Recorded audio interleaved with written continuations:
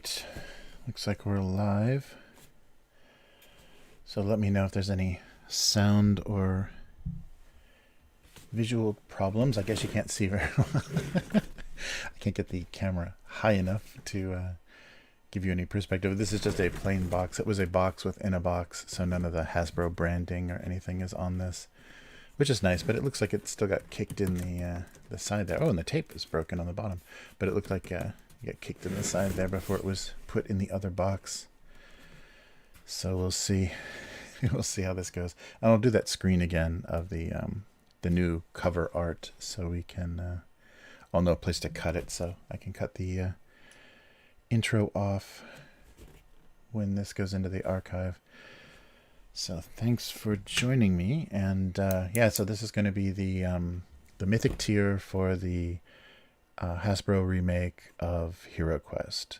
So they branded this Avalon Hill, which I guess was kind of a test, or because they keep talking about the HeroQuest system, all the branding and everything. The websites are the HeroQuest system, so I guess that means that they're going to be supporting this. Hopefully, we'll see.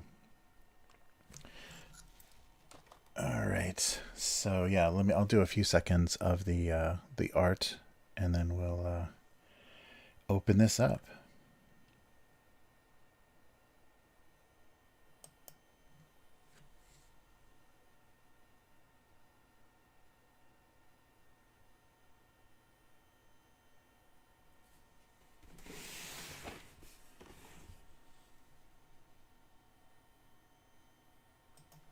All right, welcome to another unboxing.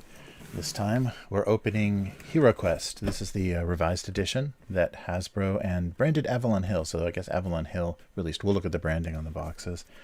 This is the box within a box, and actually this was only, they limited the campaign to a few areas, so no, they didn't serve Japan or Asia for the campaign, and this was done on their own crowdfunding platform. So HasLab, I think they were calling it now. I think it's Hasbro Pulse, and so you've seen them raise funding for Star Wars toys and different things there, but this was crowdfunded there.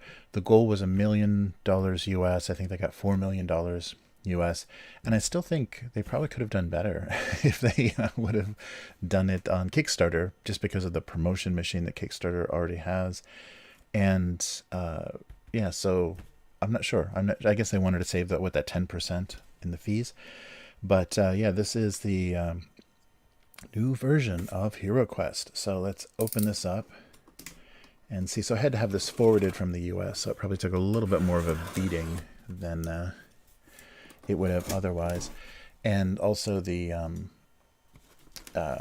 box was inspected. This box wasn't open, but the outside box was inspected by customs. So I don't know what that... Oh, this is a lot of cardboard. I hope we're not opening the bottom. We could be. So, yeah, but it's pretty well protected. There we go. Yeah, they did a nice job of making sure it was going to survive. So like I said, this is the Mythic Tier, which included 2 expansions and whatever was generated as far as stretch goals. Wow, there is no plastic on these boxes. That's very interesting. So there's no shrink wrap. All right, so here's our 2 expansions. Keller's Keep. And Return of the Witch Lord quest pack. So you can see they're sealed. I've got these little circular stickers sealing them, but that's interesting. Yeah, they're not shrink wrapped. So I'm assuming the retail version would be. So maybe this is just something they did especially for the crowdfunding. Wow. But here it is. Yeah, it's the box itself. I mean, I've gotten a lot of Kickstarters, and the box itself was not that heavy. I guess because it just has one board. And see, here's the branding, the game system branding.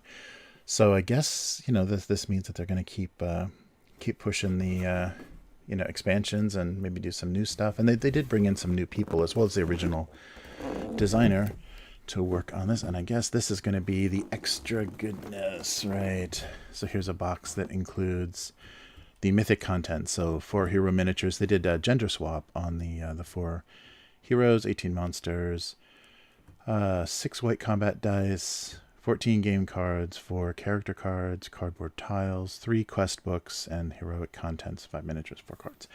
So yeah, this is everything. Nothing much in the back there. This was everything that was generated in their, stretch goals, their equivalent of stretch goals. So we'll set all this aside and get this box out of here. All right. So here we go. Wow. So yeah, it's a little kicked in there. Yeah, I had to have it double shipped though, so I guess you can't expect the best. But yeah, it took a bit of a beating, and you can see the extra shipping did it no favors. This almost looks like a more original version of the game. It got crushed, so the box is not that heavy, which I was kind of a little worried about because it is Hasbro, so it's they don't have the quality, I think, has gone up significantly in board games. So look, yeah, you can see the artwork is kind of rubbed off there. You can see that, but yeah, so this took some friction on the side of the box and got a little bit beat up. So yeah, this is very board gamey, like as in like 80s style board game quality. So I think we'll probably see that with the miniatures as well. But yeah, so the HeroQuest game system, so 14 and up, 2 to 5 players, high adventure, and a world of magic. And yeah, there it is. There's the Avalon Hill branding. So I guess from what I read, this was kind of a test for, the group, the Avalon Hill group. This is going to be their baby, and they're going to support this. So they're branding everything Avalon Hill, and maybe that's going to, help them then do releases of, future kind of, retro nostalgia board games, or we'll see what else this is going to lead to. But yeah, this was an odd branding because of course the original version was a kind of co-production, or they hired Games Workshop, because the designer was a new Hasbro employee that came, or sorry, Milton Bradley at the time, still Milton Bradley, that came over from Games Workshop. So yeah, that was part of the reason that there was some involvement. So yeah, Stephen Baker moved from Games Workshop to Milton Bradley, which at that time was already owned by Hasbro. So this was released, original version, in 89 and I think 90 in North America. So there was a slight difference between the British version and what we got in North America. Oh, look at that. Yeah, it's a little bashed up already. And this was not cheap. This is not a cheap game, and I think we're going to be a little bit disappointed in kind of the quality of stuff. But yeah, so that's partially my problem for needing to ship it from North America. These crinkly, cut these real quick while I've got it up here. These crinkly stickers are not good. They're also going to probably take off a good layer of the graphics. Yeah, so they put these, that's a real cheapy move. Instead of shrink wrapping the box, to put these little stickers. So take a look at the side. Yes, so they're still branding with the game system, HeroQuest. And here are our contents. So we can kind of see these a little bit in advance. I'll do it this way. So yeah, there's basically what we're going to get in the box. So the quest continues. In this exciting fantasy adventure game, you and your fellow players must work together to battle the evil sorcerer Zargon and complete the quest. So playing the hero roles of dwarf, barbarian, elf, and wizard, you'll all move cautiously through a labyrinth of eerie dark dungeons. Ghastly monsters on the prowl the underground passages far below the surface of the known world. Zargon's deadly forces threaten, but wise mentor has taught you well. So find the treasure and make it out safely, or perish altogether. So for many people, this was the kind of gateway drug for tabletop role-playing, especially fantasy role-playing, because it's a dungeon crawl. It's a dungeon crawl board game. My kind of gateway of choice was Dave McGarry's Dungeon board game. So I played a lot of that, and I think just, age-wise, because when this came out, I was already well into tabletop, so I didn't need anything to kind of guide me in. And Dungeon is all cards and things. It's much less 3D. But that was, created by TSR, so it was very authentic to the kind of D&D experience. So for many years, the land has been at peace. The darkness that once again threatened to engulf it is forgotten, but the darkness was not destroyed, merely banished, and now it has gathered strength Once more, and an ancient evil stirs in the depths of the earth. The land has need of heroes. Without them, we are doomed. So stunning artwork, 70 plus miniatures. And yeah, here's the content. Oh yeah, look at this. Yeah, so that corner that was bashed on the inner box. So that was, I don't know.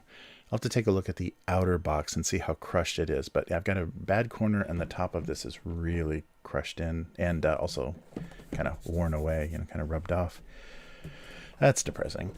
So we've got the game board, 31 miniatures, 4 heroes, 15 furnitures, 10 skulls, 4 plastic rats, 21 doors, 93 cards, 4 turn order cards, cardboard tiles, quest book, 4 cards, Dungeon Master screen, a pad of character sheets, 6 white dice, 2 red dice. So kind of movement and attack, and we get additional dice as kind of stretch goals. Yeah, and they knocked a number in there, so what was this, 12,191.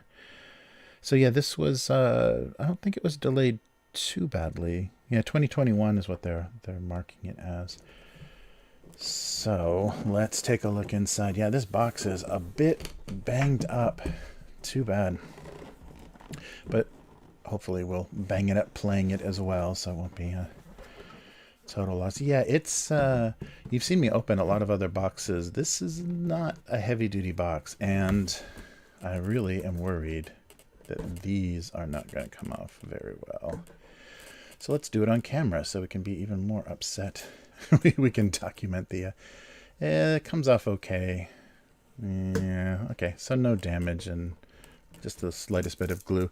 But these are a terrible idea. I mean, shrink wrap would have gone much better and maybe have provided a little bit more protection, especially from this. I don't know if you can see that again, but look at how much the printing, the graphics are just rubbed off. That black is really damaged. So too bad.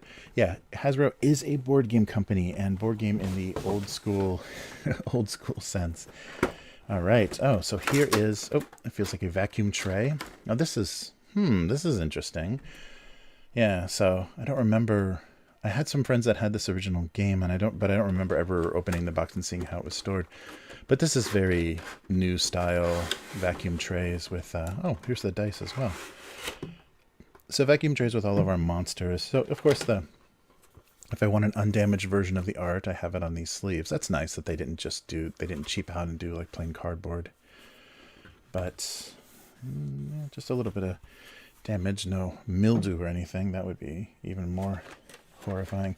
Let's take a quick look. So these are all redesigned sculpts on these miniatures, and they also had to kind of step away because this was, early Games Workshop. So working in cooperation with them, the orcs are going to look like Games Workshop orcs, and the demons are chaos, and so they had to kind of change things, and they did an okay job in some ways. In some ways they're a little weirdly generic, but yeah, they had to kind of come up with their own identity. So it's a little cartoony, little World of Warcraft, but not bad. And I like the fact that they use the different colored plastic, because if this is just a board game for people, they're not going to want to paint everything. They're not thinking of this as a hobby. They're just thinking, or use a painting hobby, as a painting project. They just want to be able to play. So differentiating with plastic color, I think, is a good kind of retro move. So yeah, so these are just monsters. Oh no, heroes are heroes. Our heroes are in red. Sorry, I totally missed them. So there's our barbarian, our dwarf, our sorcerer, and our elf sorcerer, and our elf ranger. Yeah, I think so. All right, so yeah, these are never ideal because they only go in one way, and they're a bit rough to get in and out. Oh, so actually, well, I have one out, so this is a little bit unfair. Maybe the larger, the larger. Look at my clumsiness. The larger ones are going to have nicer detail, of course. A little bit of bending on that spear, and it's pretty bendable plastic. So it's nothing's going to be broken. So it doesn't really need this kind of vacuum form protection, because nothing's going to break off unless it's a really horrible. So see, you can see the mace moves. So softer plastic, But it seems to be holding the detail pretty well. You can see.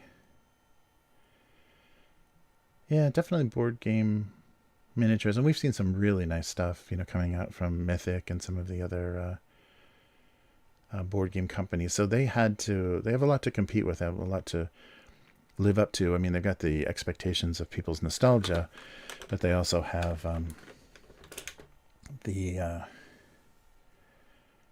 what's gone on so far, what's happened in the last 30 years for board gaming. Yeah, a little bit generic and not great detail. So the smaller, so I kind of cheated pulling out the bigger ones first. The smaller ones are pretty soft detail. You can see what they are, but yeah, details on the soft side. So he'll go with the smallest one. So it's a nice dynamic pose, though. That's the thing that's changed a lot, is the way you can mold. So they're all pre-assembled and they have much more dynamic poses. Let's get focus here. Much more dynamic poses than, of course, the older versions. Because at that time things still needed to be as flat as possible. So you had that Egyptian posing for a lot of early miniatures. And look at the barbarian sword is looking a little wavy, but we'll do the hot water trick on them and see if they snap into their original. Oh, come on, sorry about the yeah. So you can see the detail is a bit soft, but it's nice they did the color differentiation for the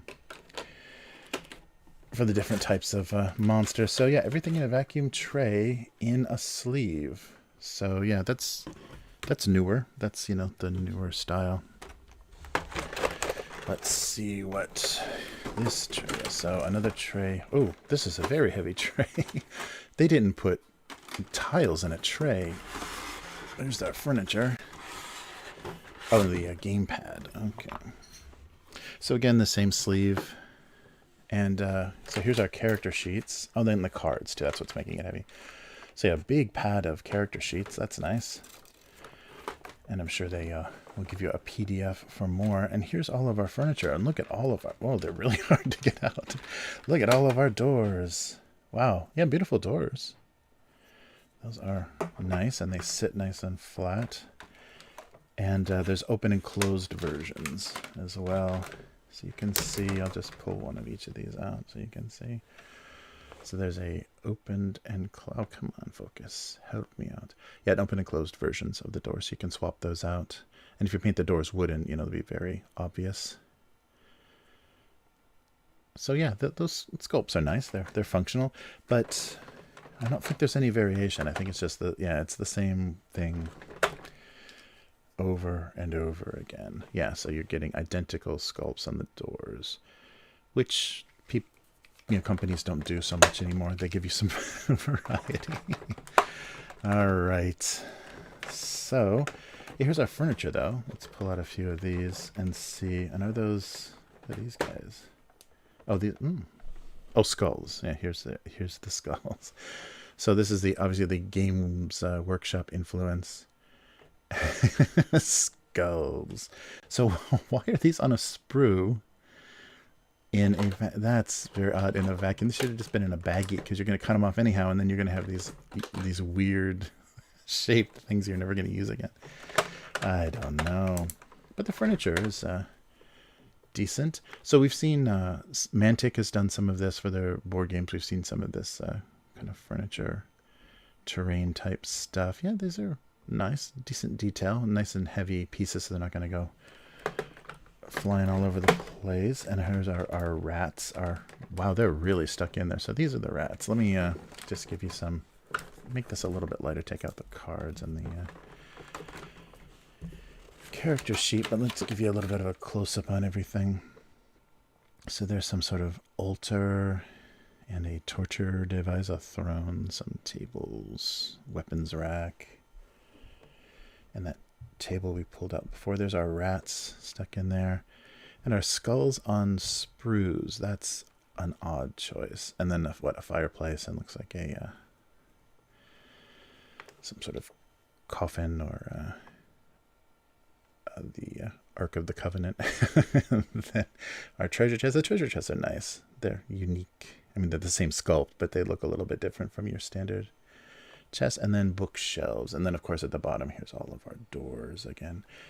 Open and closed. Actually, well, that's interesting. There are only 5 closed doors. 5 closed doors, and all the rest of these are open. So I guess you open the doors and they stay open. So yeah, not a huge fan of this tray sleeve thing. That's not going to work well. Wow, my box is really beat up. There's like almost a puncture hole. So all of this cannot be from shipping. Some of this has got to be manufacturing side. All right, so let's see how the cards look. Let me position myself a little bit better here. So yeah, the cards they've got a nice linen finish and yeah, color backs. So you've got your treasure cards. So that's nice, a retro kind of line art on the one side and then colored backs on the other. So here's some little rules. Oh yeah, for the individual character roles. So the elf, the dwarf, the barbarian, and the wizard, back when your race was your class. And then here's some rules summary. So 4 rule summaries and 4 character cards. So here's your stats, you know, your number of attack dice, your body and mind stats, and yeah, details for your movement and weapons. So that's cool. And yeah, very standard look. And then, yeah, these are great though. They have nice colorful backs. So these are all monsters here. Yeah, these look good. These will look really nice on the table. And very easy to differentiate. You're not looking through like a blue diamond, a red diamond, a green diamond. Look at that. That's obviously a monster card. So we'll see.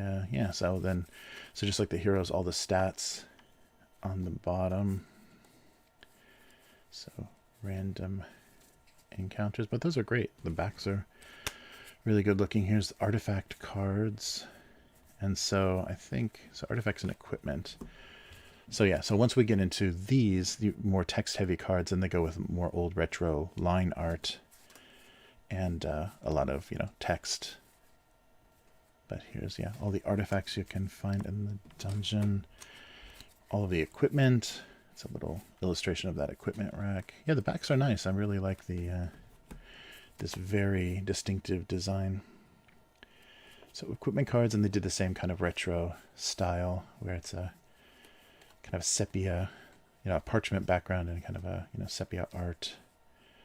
Some brown and cream color to evoke an older time. Dread spells, water spells, earth spells. Wow, they did art for all of the backs. Air spells. And here's treasure. So the same kind of retro style for all of the spells and their descriptions. But yeah, really distinctive backs though, so you'll know you won't be using your wrong school of magic. Those are great.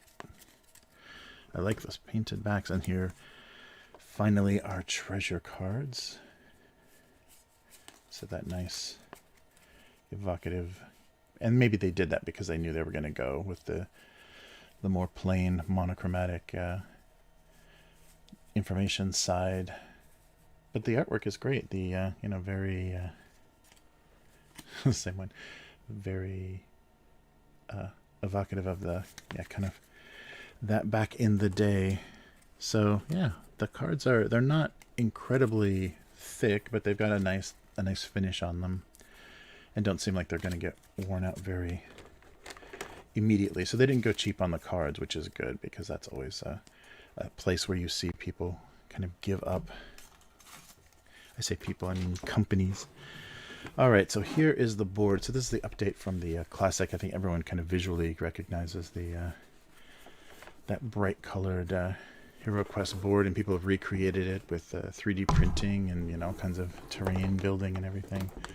So there it is. Yeah, it's got a nice texture to it now. So you can see they muted the colors a little bit. It's not so bright, and very, you know, stone looking dungeon tiles. So yeah, so just one-sided, of course, and no other tracking on the board itself. here, I'll give you a quick close-up so you can see what they kind of did. Hey, all right, whoa! Sorry, knocked my pens over.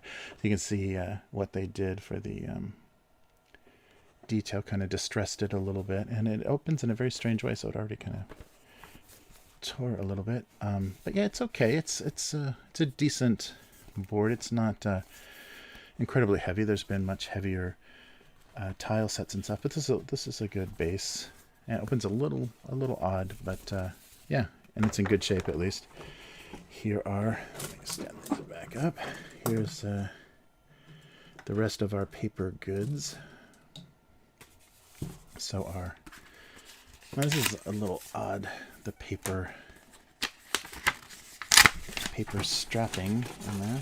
I guess it keeps things together and they don't slide around like my box did within the box. So here's the kind of Game Master's screen with updated art, but still very similar, you know, to the look of the original. Oh, good. And the rules, kind of summaries and things. So heroes phase, monsters phase, and then a simplified chart so you can see at a glance all the different monsters. And these are just the basic monsters from this original set, and then combat summary. So yeah, it works as a screen. And ooh, here's our tiny little books. Wow, that's surprising. So the you know, I'm used to, you know, rule books that like fill an entire box and have big layouts. I guess, you know, this is not a super complicated game, so it's not necessary, but you're opening it like this as well. That's a little odd. So yeah, repeating some of the art, giving you a summary. So I'm sorry, this is the quest book. So we're looking at the quest book first. Let's take a look at oh, there we go. So the rule book opens normally, but yeah, it's a little, what is that, like an A5? Yeah, it's like a kind of A4. Yeah, maybe a little bit smaller, maybe B5 book, but full color, which is good. And yeah, just running through the rule book, getting started, all the contents, how to set up the game. Yeah, so nice and colorful. Beginning the quest, explaining the turns, the 6 hero actions, and then yeah, decoding the dice, because it does have the custom dice. Oh yeah, sorry, I didn't pull those out. I'll do that in a sec. How to use the character sheets and movements and everything. Yeah. So yeah, not a super complicated game, so they don't need a huge rule book. It's only 20 pages. All right, and explaining kind of the campaign system, what happens between your quests, and then here's the we'll just go through real quick, but yeah, so nice representation of how each of the how the board should be set up for each of the quests. So how many are in here? I've got summaries of the monsters too. Oh, nice, and a blank make your own. So there's the game board represented, so you can, you know, lay out your own quests on there. So there are 14 in this basic book. Yeah, I guess maybe because of the layout, they did it this way so that the layout is oriented correctly, so they don't have to do a smaller. That must be the reason. So you can have a nice big detailed layout of the board and not have it be some little tiny detail there. So that would explain it. But this is, yeah, surprising small books. I guess they'll wear a little bit better. The big ones, yeah, tend to be floppier and get ripped a little bit more. So here's our tokens for traps and stairs and things. These don't look particularly, you can see already it's pretty thin. These don't look particularly strong. That's too bad, and they're not going to be replaced, I don't think, physically by any plastic. So, not amazing. Oh no, this is just a spacer? Yeah, it is. And the amazing spacer at the bottom. Huh, alright. Well, I'm not crazy about how this goes back in the box. Yeah, It's okay. I mean, this is, they're just revising. They're not, reinventing the whole game here. They're just revising what was done in '89. So I guess we can't expect the world. But yeah, the quality is not, it doesn't blow you away. This doesn't feel like premium. This feels like a retail version that's going to go in a big box store on a shelf. And some weird choices like putting the pads in the trays, making them really heavy and unwieldy. Yeah, so I don't know. So these two trays are a little odd. So here, I'm sorry, we'll take a quick look at the dice. So you got your classic, your movement and then your attack. That's got to sound amazing on the microphone. So your movement dice are just your classic red dice with the pips on them, and then your attack dice have the custom sides. I'm not sure if they did any changes from the originals, but yeah, but they're decent quality dice. They're nice and heavy. They don't feel super cheap. They don't feel premium, but they don't feel particularly cheap. So, wow. Okay, so that is the base set. Really, that is everything to play the game? I guess so. Interesting. So, when they're talking about game tiles, I guess that's the tiles. Yeah, I guess these are the tiles they're talking about. Interesting. All right. So yeah, they didn't do anything to really change how the original game worked. So let's take a look at what they added. So this will be the kind of the stretch goals. We'll take a look in here. So now that I took out that spacer, there is a little bit more room. I don't know if there's actually enough room to, have that inside the box, but there is more room, and there are stupid circular stickers. Yeah, this definitely did not fare well by being forwarded from the US. So nice artwork again, the barbarian all by himself. Yeah, that's a little nicer box. There we go. So here's some tiles. Some more tiles and tokens. Yeah, pretty thin though. I can feel these with a little bit of humidity warping pretty badly. But nice, we have a big room that we can overlap, and I'm sure part of the in the quest book, yeah, the Spirit Queen's Torment, I'm sure includes that. So this is going to give us another, oh wow, another 14. Yeah, so just similar to the previous quest book, another 14 quests. And then it tells you the alchemist shop is added, and you actually meet Mentor, the positive, your assistant magic user, the guy who trained you for all this nonsense. So yeah, so this, and another quest book for the Crypt, Perpetual Darkness. So this is all stuff. So yeah, you can see there's these are the guest writers. So so Teos Abadia and Joe Manganiello. So yeah, I guess his association with D&D got him writing. So that added the Alchemist and Mentor, and this is going to add more to the Alchemist shop. Oh, and here, so his is the one that's using all the green. So as you can see, how to lay out the board. Nice. So what rooms have stuff in them? And so another 10. Yeah, so another 10. And some, there's an epilogue to the story. Oh, and I think, yeah, there's a dragon miniature that was included to go along with this this set of quests.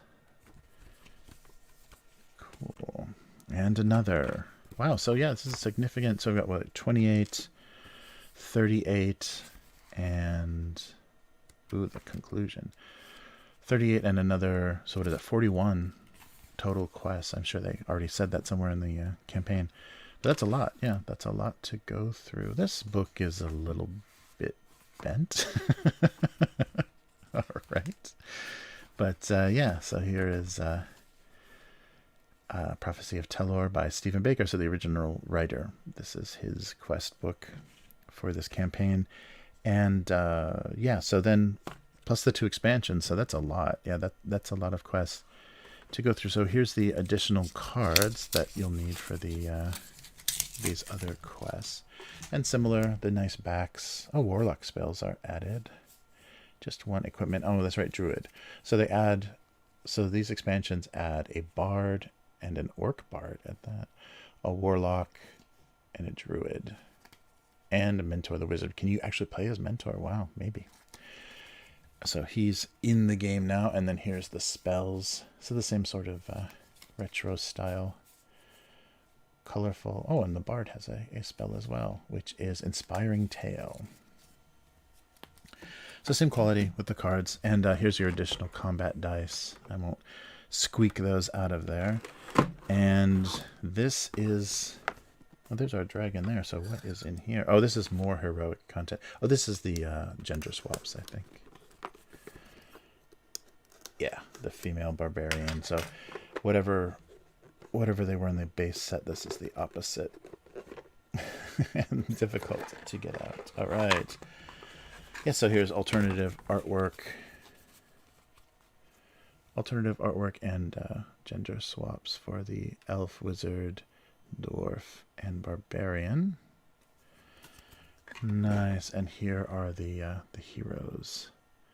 So visually not a huge difference because of this, the scale of, and Ragnar, our fine fellow there. That was the exclusive miniature that they added. So 5. Did he have a card?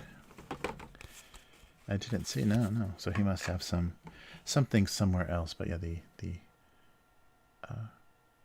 Ragnar with a torch, Lord Ragnar, I think, added. So yeah, this was something only for this campaign. They're not going to do this in the retail version. So the gender swap heroes, and yeah, let's take a look. I guess I'll leave that out to make it a little bit later. Let's take a look at the miniatures and their little vacuum trays here. So more goblins and troglodytes and skeletons, kind of death knights and zombies. Yeah, so the same little soft detail. Oh, there's mentor. Yeah, so there's our druids, and where's our bard? Oh, he's over here. There's our orc bard, and maybe that's our druid. Nice. And there's our big dragon miniature. So not huge, but yeah, he's pretty formidable. I guess he has to fit on the board, so they did have to kind of tuck him into fitting within a reasonable square. That's nice. That's a nice design, not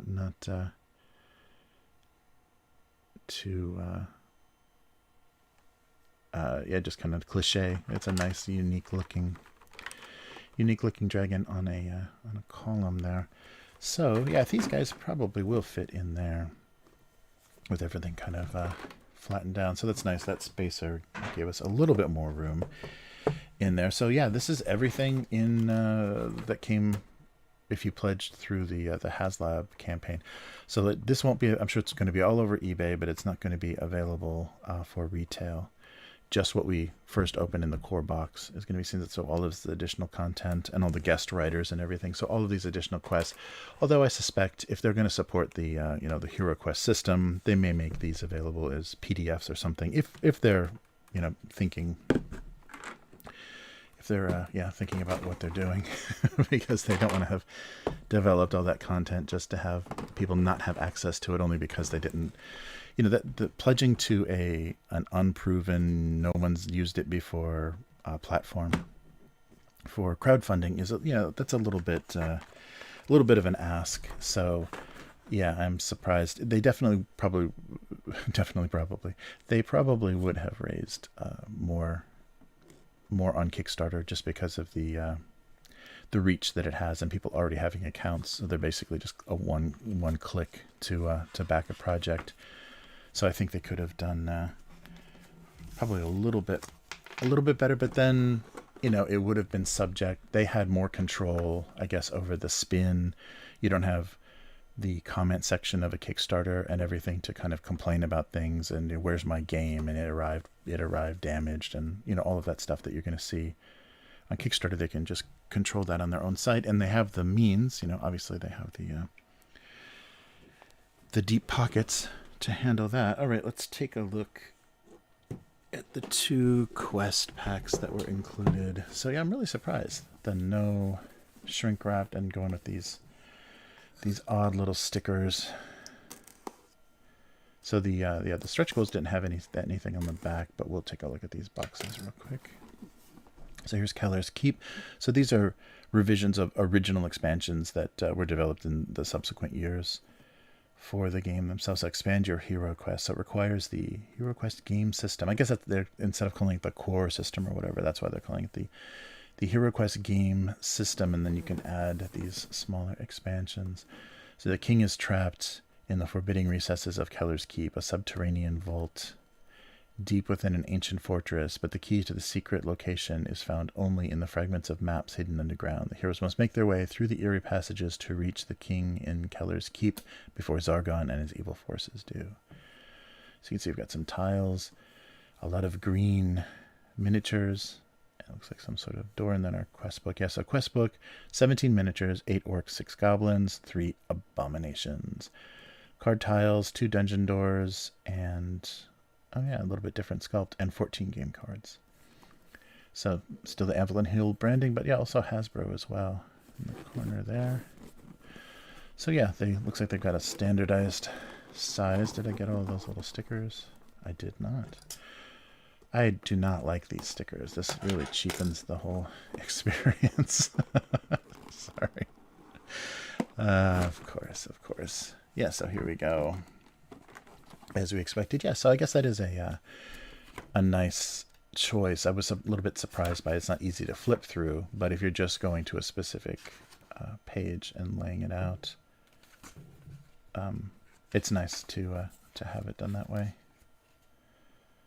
Yeah, so nice big layout so you can clearly see what rooms are used in each of the adventures, and then some conclusion to what happened, and as well as what new cards are added. So that's nice. You get you can also read without having to go through the actual cards. You've got a summary of all the cards that were added, because if it's new rules that you haven't seen before, then the game master can take a look. So here's what they're calling the tiles. They're kind of just tokens, but yeah, they're... Oh, whoa. Okay, so the expansions are going to go a little cheap. That sucks. How about black, at least, guys? You want to just do a black coat on the back here? So, one-sided tiles, tokens. Wow, okay, that's a little cheap. And you can see kind of, yeah, where they were cutting some costs. And they're not even, it's completely uncoated on the back. I wonder if this is a printing error or what. They're completely uncoated on the back. So these are going to get, damp and discolored and everything else. There's nothing protecting this surface. Interesting. And our cards as well.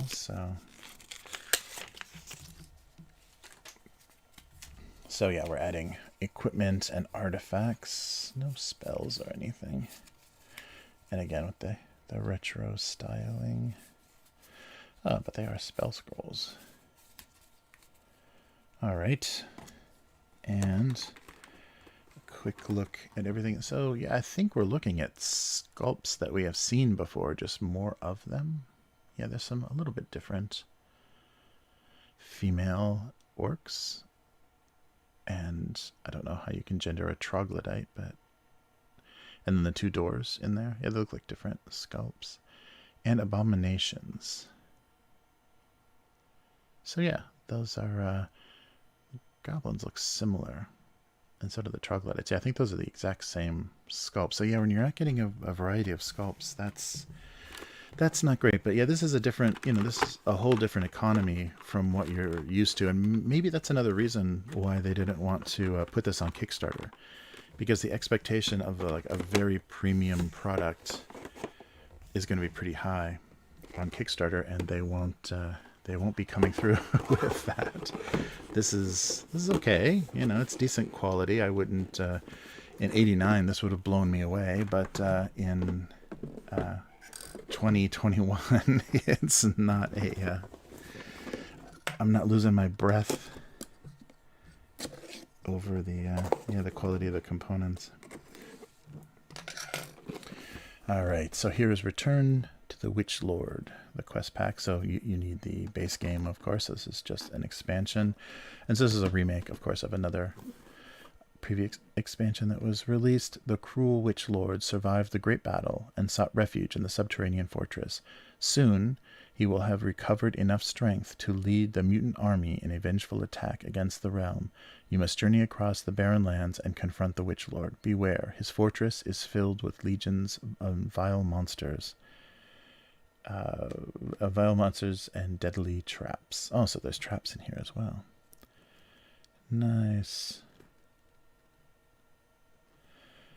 So, yeah, the evil Witch Lord awaits your arrival. So revisit the rich story of HeroQuest with Return of the Witch Lord, an exciting expansion in which you must destroy the Witch Lord who hides from the light and his army of the undead. So with 10 exciting quests, so yeah, 10 more quests, and finely detailed monsters, full color tiles, Return of the Witch Lord continues your HeroQuest adventures. So yeah, additional miniatures. It looks like all skeletons, zombies, and mummies, cardboard tile sheets, 2 doors. And again, the dual branding. Yeah, interesting. It survived okay, much better than the base game did, but yeah, you gotta shrink wrap this stuff. They're gonna have to shrink wrap it for retail. There's just no way it'll get so damaged. So here is the quest book.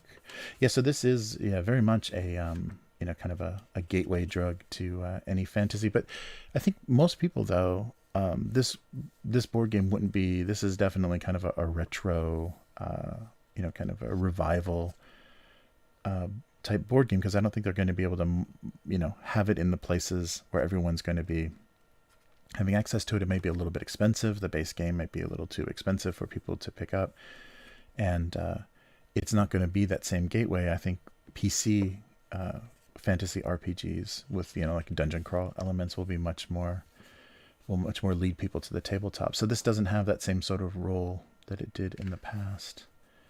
But yeah, very fantasy.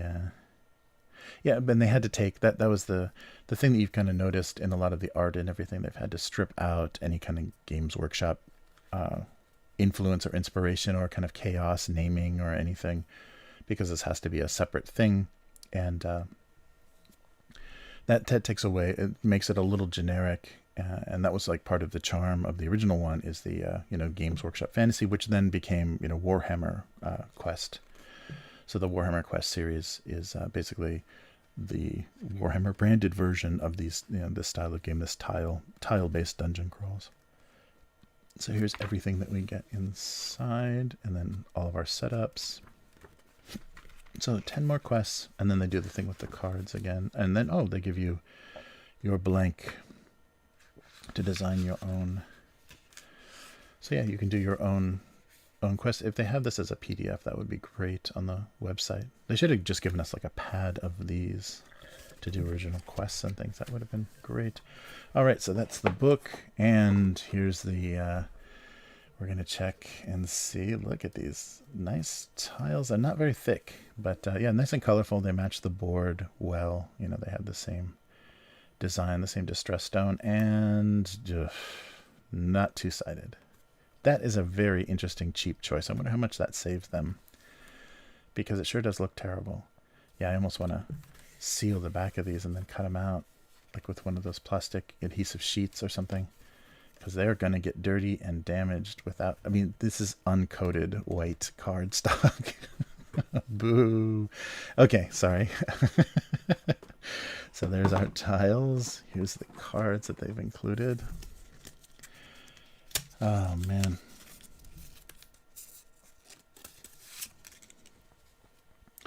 All right. So it looks like, yeah, equipment and artifacts like the previous ones, and then that nice retro style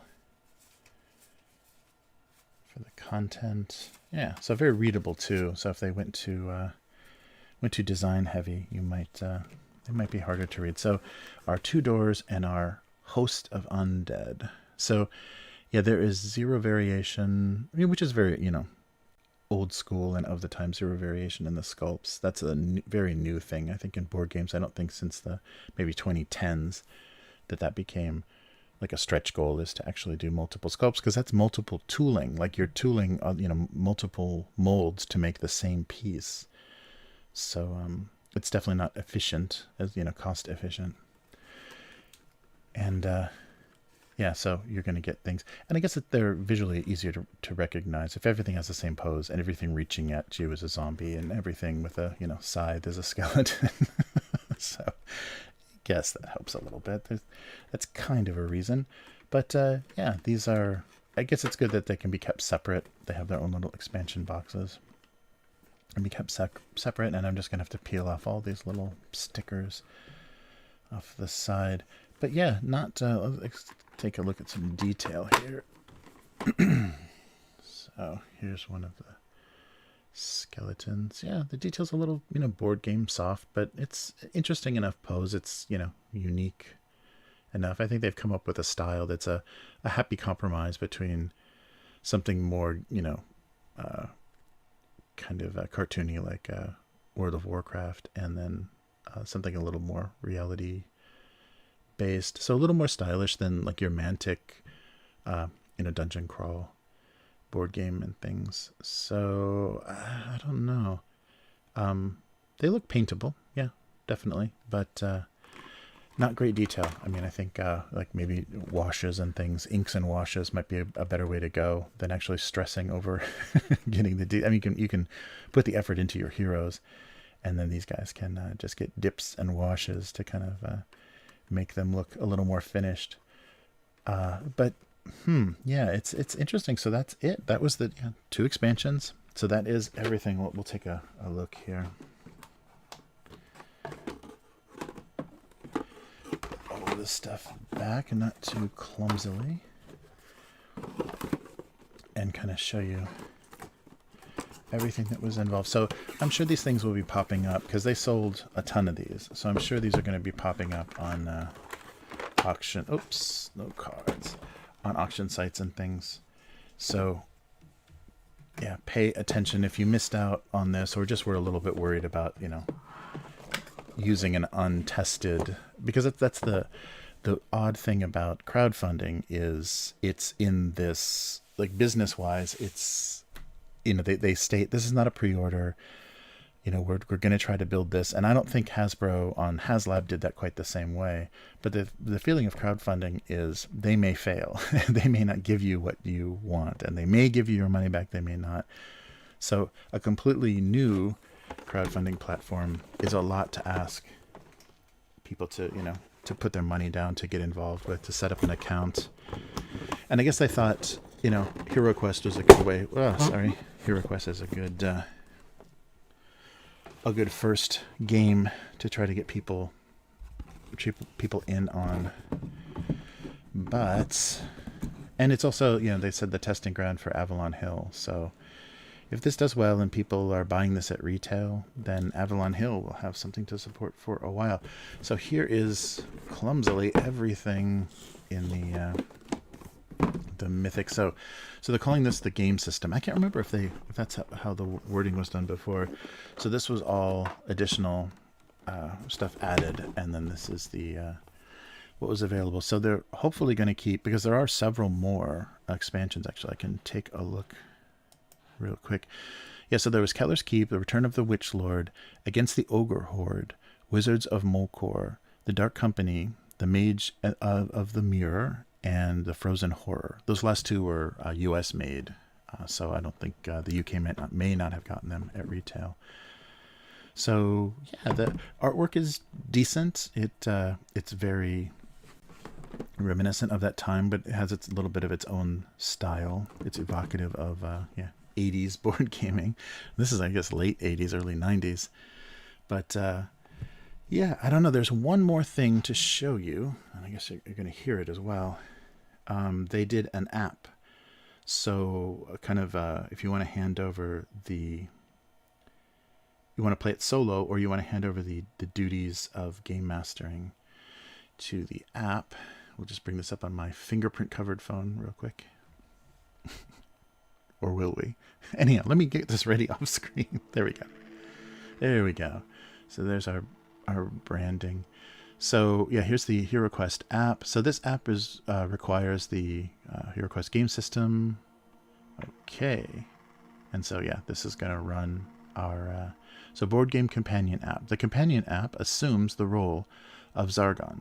So allowing multiple players or a single player to assume, I'll turn that down a little bit, to assume the role of the hero. So yeah, you can solo this game with the app. And here's, yeah, our character. Oh, so you can choose, you can gender up. Ah, interesting. So flip over. Oh, and then, yeah, so just build your party. All right. And you can choose either one. And then name it. And choose, oh no, in-app. Oh, did you see that? In-app digital version coming soon. I hope it's free. So immediately they're not offering the expansions in the app. They're just offering what's in the base game. But this might be an additional cost. I hope they're not going to pull that. And so there you go. There's all your adventures. So yeah, it's well, the you know, it matches. Oh, copyright strike time. So yeah, it reads it to you too. So all the text is read. That's cool. Oh, you can pause it too. So there you go. You can solo through this whole thing. Oh, look at that. Okay, well, they didn't cheap out on the app. That's cool. I guess because Hasbro has a digital thing, don't they? Hasbro Digital. Look at that. So here, this is how you're setting this up, and this is immediately what you have to do. This is your objective. Wow. Yeah, so it's well done. All right. So yeah, so this was developed specifically for this system. So with things like this, the only problem is, so the app is nice because it's going to run kind of an AI, and you can play this by yourself or with a limited number of players. 2 players, and you can both be heroes. You don't have to. You can run 2 heroes, and you don't have to run the actual game. But sometimes, if the apps are too good, then you can just play the app. Why do you have all this cardboard? You know, what's this cardboard and plastic all about? So if the app is too good, then you're just basically playing a mobile game on your phone that emulates HeroQuest. So we'll have to see how that actually works, and if that runs well. It'd be cool if I could get this to, maybe I can like emulate it and put it in like a little window and do a solo thing. Although I think the voices and music might not fare well on YouTube. But yeah, so I just wanted to say that this was another thing that was developed in the process and seems, you know, decent. It's like I was saying, I hope it doesn't take away from actually wanting the physical game. It's a difficult balance. There are definitely a few times that they've built apps that are kind of too good. All you're doing is following through an app and then making the tabletop match, you know, what's happening on the app. That's an odd style of gameplay.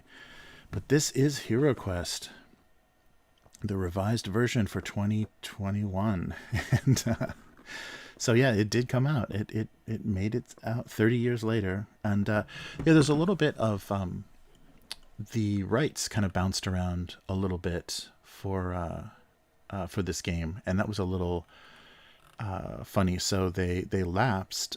Milton Bradley, you know, the original rights holder that was owned by Hasbro, then had let the rights lapse, and then they were bought by another company, and eventually came under the Chaosium. I think they were when they were purchased in 2020 to do this revised board game. They were purchased from Chaosium, so maybe Chaosium was publishing the HeroQuest RPG. So there's a tabletop RPG that had this branding, and it's not. I don't think it's a distinctive world. It's a bit of a generic fantasy world. So I don't know if in the tabletop game you're actually playing.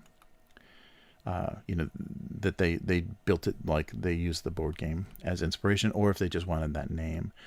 So it was bought back in 2020 to do this from Chaosium, but it had existed, I think, since sometime in the 90s as an RPG, as a tabletop RPG. So, 97, sorry. 97, Milton Bradley let HeroQuest lapse. It was subsequently purchased by Isaris Inc., who used it for an unrelated tabletop game. sold to Moon Design Publications, who works with Chaosium, who continued it for that same purpose, and then Milton Bradley Hasbro bought it back in 2020, and then branded it as Avalon Hill. So this is an Avalon Hill game. This is making board game and tabletop history very confusing. So now Avalon Hill, not Games Workshop, not Milton Bradley, Avalon Hill Hasbro publishes HeroQuest. So it's anybody's guess how this is going to do and how well it's going to get supported in the future. I'd like to at least see the full, set of original expansions be produced for the game. That would be a happy consequence. And if they want to make a little bit of money, selling you the expansions through the app, I guess. I mean, there should be a code in these to unlock the digital content, but who knows what's actually going to happen. So it's funny, yeah. So this was made in China, shipped to the US, and then shipped back to Asia. That is an efficient use of resources. My God. All right. So yeah, thanks for watching.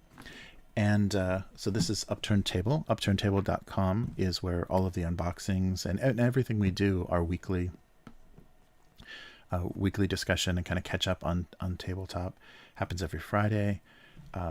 We also do actual plays and in-depth reviews, some play testing, some design talk, all kinds of things on the website. So Upturned Table on all social media. We've got a Facebook page, and then you can also find us both on YouTube and Twitch. So this video will be on YouTube and Twitch as well, and you can see me open this as many times as you want, and you can watch my disappointment at one-sided token sheets. But this is probably the most damaged copy of HeroQuest you're going to see opened on the internet. So yeah, that's one thing I got going for me, is I already it already looks like trash. All right, so thank you for joining me, and we will do this again soon. There's always something else to unbox. So thanks again, and please like this video if you enjoyed kind of this going through the contents of this set, and give me some feedback in the comments about if you played the original HeroQuest, if this was the way that you got exposed to Dungeons and Dragons, or any of the other tabletop fantasy games, and if you think this does have an audience and they're actually going to be producing more content for this beyond what was originally, if it's not just going to be a kind of an updated version of everything. And we'll take a look at the rules too, to see if they change things, because they can make rules more complicated. People are used to more complex board games now, so it wouldn't be a bad idea to maybe make a little bit more robust rule set for this. But HeroQuest lives again, and we're also going to be doing probably Dark Tower. I'm not sure if that's coming this year, but maybe beginning of next year, so 2022. We're also going to look at the revised version of Dark Tower, Return to Dark Tower. So that's made by a company that's all about retro revival games. So more to come. Relive your childhood and remember you can't go home again. All right. So thanks for watching. Yell at me in the comments if I screwed anything up, and please take a look at upturnedtable.com on YouTube and Twitch. Both on YouTube and Twitch. Thanks for watching. Goodbye.